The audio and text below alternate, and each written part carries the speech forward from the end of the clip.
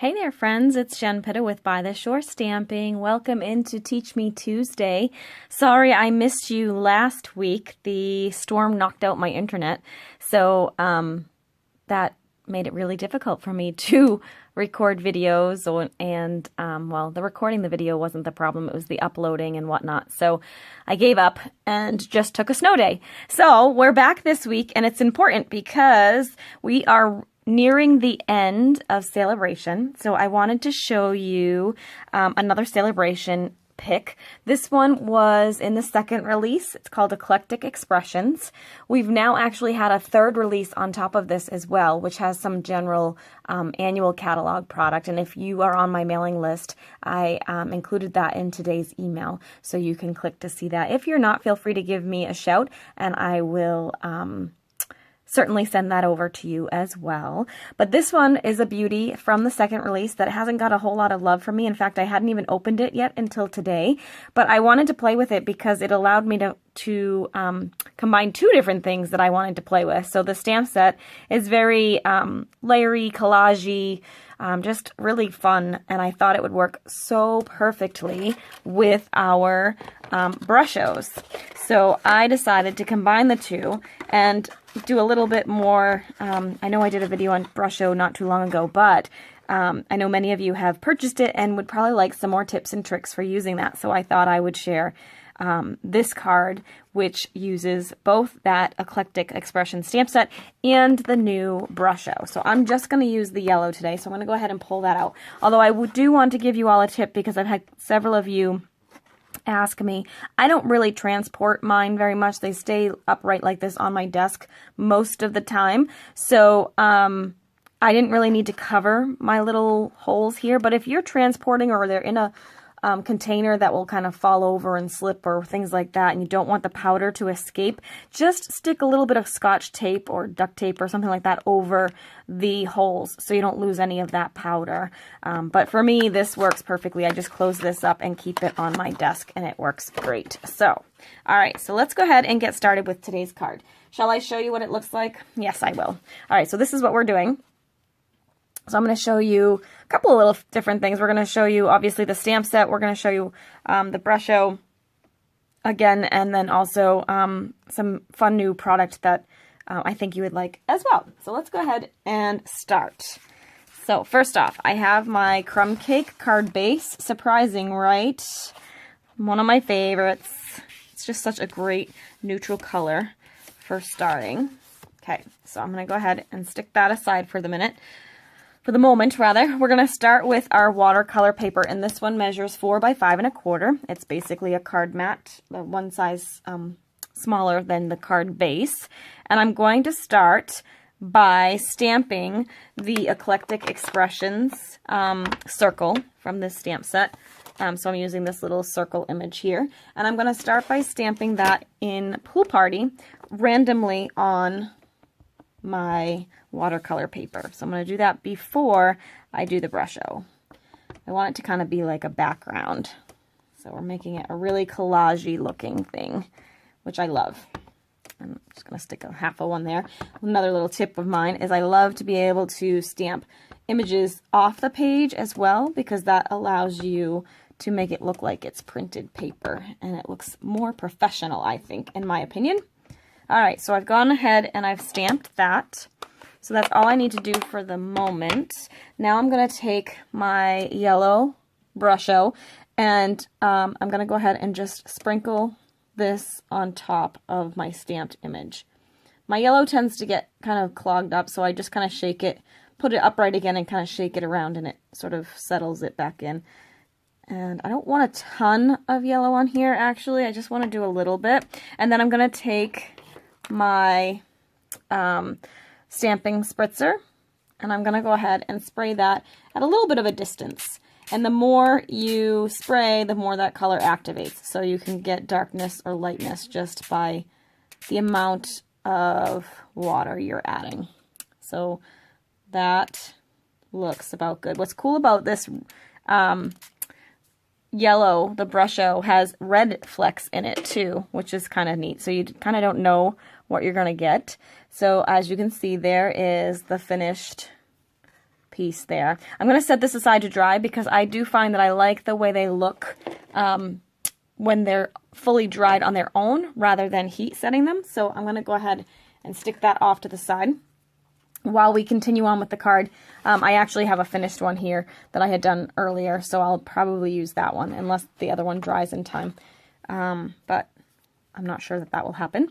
So we're going to go ahead, and the next thing I'm going to show you is you can see on the card that I have this layering, this little scallop square and the fun little acetate here. So I'm using the designer foil acetate from the annual catalog, and this has been in the catalog for, this is the 2nd year, and it's so pretty. It's got a couple of different patterns, and what I love about this is, look, so I wish I could do this with my jewelry, honestly. This side is gold, and then when you flip it over, you have silver. So wouldn't that be so convenient if you could do that with your rings and whatnot and to match your outfit? But, so I'm using a small piece of that. It's 2 3/4 by 2 3/4. And then I'm going to show you how I got that little scallop frame. So the square framelets, the layering square framelets look like this. And these are great versatile pieces for any craft room. So I am going to go ahead and I'm going to take 2 of these that layer together. So I'm going to use this one, and I'm going to use, oh, don't fall, this one, I believe. Oh, nope, I lied. It's not true. It's this one. Okay, so I'm grabbing 2 that actually nest together. So you can see they kind of fit right inside of each other. And I'm going to go ahead and I'm going to grab my Big Shot. And I just want the outer frame. I don't want... So if I just cut this one with the scallop edges, I'm just going to get a square with scalloped edges. But I want the center of it cut out so we can see that fun foil that we're going to use. So I'm going to go ahead and I'm going to stick a scrap piece. Whoops, I need to take this off. I'm going to take a scrap piece of white and I'm going to put the scallop square face down on the paper, and then I'm going to take that other square that nests right inside it, so it fits right inside there, and I'm going to go ahead and stick that down next. And I'm going to roll this through the machine, and this makes a lot of cracking and popping, and that's totally normal. Oh, sometimes it makes a really loud bang too. Alright, and I'm going to, actually here, let me move this back over here so you can see. So now we have this, and when we pick this up, oops, it pops right out on me.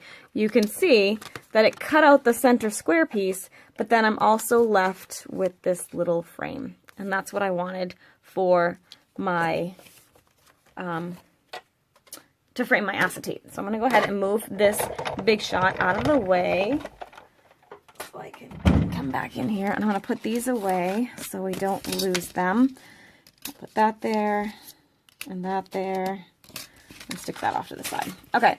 So now what I'm going to do is I'm going to actually tape this little square down on top of my acetate so it makes that cute little frame. And through the magic of television, I used my Tombow liquid glue, this stuff here, and I already did that. So that is done. So you can see that just takes a little bit of time to kind of get that settled, and then it takes a minute or 2 to dry, so I didn't want to wait for that. So I've already gone ahead and I put little mini dimensionals. Did you know we have mini dimensionals? Yep, we do. We have mini ones now, which are quite a bit smaller than our regular ones, but they come in really handy on different projects. So I already stuck a mini dimensional in each of the corners of those. And this thing isn't quite dry yet. It's still kind of rounded and curled. It kind of flattens out once it dries. So I'm going to take the one that I did earlier, and I'm going to go ahead and I'm going to use some fast fuse. Did you know this is retiring? It's very sad. This is a really great strong adhesive, so it would be a great thing to stock up on now during Celebration so you don't miss your fix of fast fuse. I'm going to go ahead and tape that down to the front of the card. And the fast fuse is great for this type of project because the Brusho and the watercolor paper, because the watercolor, it warps when you wet it, just by nature. That's just what it does. This allows it to really stay solid onto your card base without pulling off. All right, so next up, I'm going to go ahead and attach this to the front of the card. And I'm going to end up covering the middle part of this. So I'm going to stick a couple of dimensionals in the middle because those will be covered anyway, so nobody will see it. So I'm just going to stick a couple more of those in the middle here and peel off the backings on all of them. I find that you really want to make sure they're pushed on before you try and pull off the backing, because otherwise you just end up pulling off the sticky, or the whole dimensional rather, not the sticky. Okay, so there we go. Let's go ahead and stick that in the middle like that. And then I took a little yellow, this is So Saffron, 2-inch circle with my 2-inch circle punch, and I kind of set that off to the side here, so I'm going to go ahead and cover that. Next up, I took a happy birthday stamp from the stamp set, from the Eclectic Expression Celebration stamp set. I took the happy birthday image. There's some really great ones there too, so you get that really nice happy birthday and you get that really nice thank you. So those are great versatile sentiments for you with this stamp set. I'm using my basic black archival ink, and I'm going to go ahead and ink up that happy birthday. And then, whoop, I kind of hit the paper. We'll see if I can cover up that little smudge. Yep, you don't even see it. And then there's my happy birthday. I also added a little bit of texture under there with this cute little image. Whoop, well, that was not good. Thank goodness there was no ink on that. So I'm going to go ahead and grab the Pool Party, which is the coordinating color to the cardstock I'm using.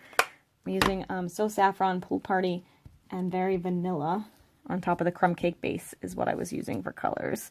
And I'm just going to go ahead and add a little bit of texture to that by putting a little stamp there. And then I'm going to take my scissors, my paper snips, and I'm going to go ahead and cut myself a couple of banners. I could use the triple banner punch on this, but sometimes that banner punch is too deep for what I want. I just want a really narrow banner in here, so I don't want to use the triple banner punch because it will cut it way in here, and I don't want to do that. All right, so I'm going to go ahead and cut this side. And then, get that out of the way, we'll bring this back. Just going to use a little bit of Fast Fuse again on this. And I'm going to place that in the middle here. Okay, fun. And then the last step was just to do a little gold bow, because I felt I wanted to bring more of that gold in from the acetate. And this is the tinsel ribbon pack, the duo. There's a 2-pack. It's pink and gold. And it's part of the Sure Do Love You suite. But I just wanted to use a little bit of the gold to pull out the gold in the acetate. I'm going to tie a bow in the air, basically, and attach that with a glue dot. I'm just going to pull it down a little bit here. I don't want it that big. And then kind of floof it. And then I'm just going to take my scissors and trim off the excess. Okay, and then we will grab a glue dot, whoops, and just stick the ribbon down right on top of the glue dot, and you push on that, and when you pull off the bow, it comes off with the sticky. So then I'm going to go ahead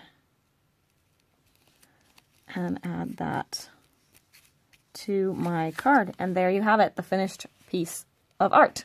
All right, so Eclectic Expressions is another great celebration pick. This is a $50 reward item, so if you spend $50, you can get this stamp set for free. And obviously, if you bought the Brushos, those are $30, and the watercolor paper is $5, and the aqua painters are $7. So these are a great tool with the Brusho as well.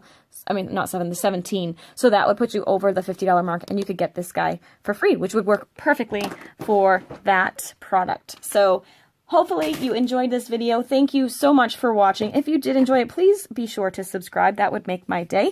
And of course, I'm always happy to read your comments. So if you have some insights from this video, please be sure to share that too. Would love to hear from you. All right, have a great week, and we'll see you next time for Teach Me Tuesday.